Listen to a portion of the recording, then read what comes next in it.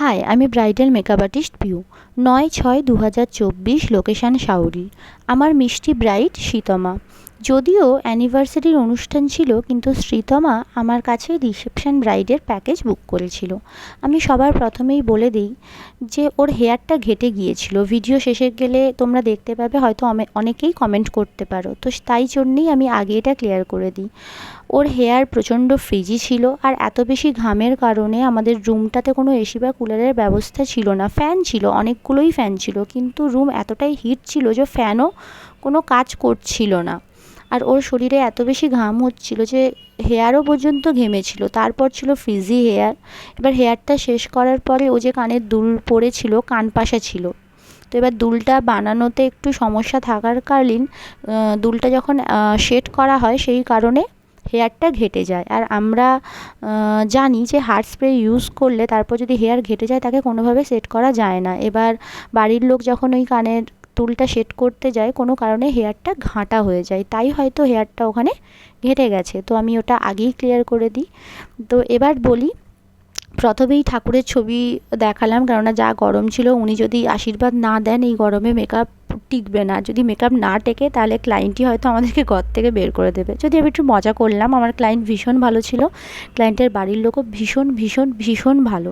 যতটা ভালো বলা যায় তার থেকেও ভালো, মানে এতটাই ভালো। সব জায়গায় এত ভালো ক্লায়েন্ট কিন্তু পাই না। তো আমার মিষ্টি ব্রাইড শ্রীতমা, ওর স্কিন টাইপ বলি ভীষণ সেনসিটিভ স্কিন। ডার্ক সার্কেল আছে, চোখের নিচটা কিন্তু ঢোকা আর অয়েলি। তো তোমরা প্রবলেম দেখতে পাচ্ছ। আর হেয়ার ছিল প্রচণ্ড ফ্রিজি।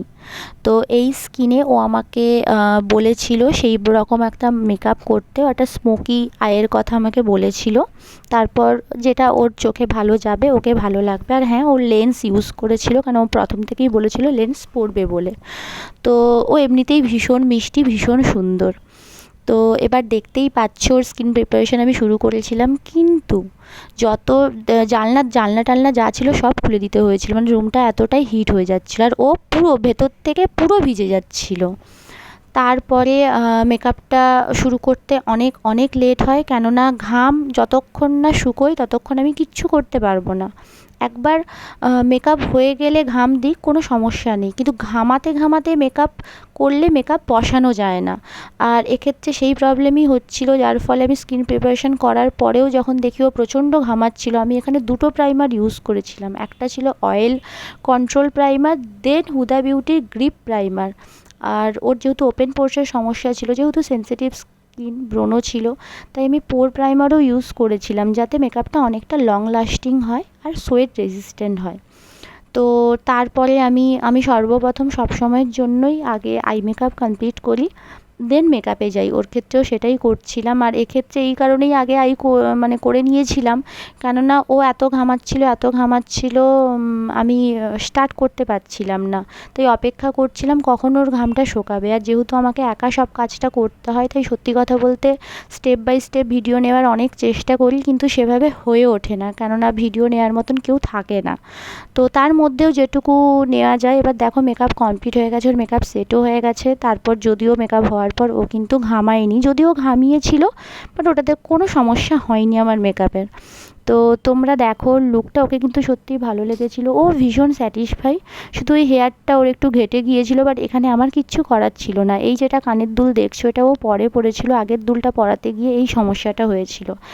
আর আমি বলেছিলাম সিঁদুরটা একটু ছড়িয়ে পরাতে, বাট পরে যেটা শুনলাম আমার আর্টিস্টের কাছে, ও ছড়িয়ে পড়তে চায়নি, তাই জন্য এইভাবে ওকে সিঁদুরটা পরানো হয়েছে। তো ও কিন্তু সত্যি সুন্দর, খুব মিষ্টি, ওকে ভালোও লাগছে। আপনাদের যদি ভালো লাগে,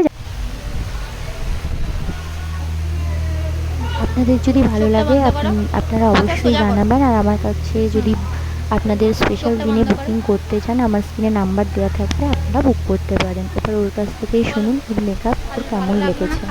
আর আমার ভিডিও দেখার জন্য আপনাদের সবাইকে অনেক ধন্যবাদ। ভালো থাকবেন, সুস্থ থাকবেন।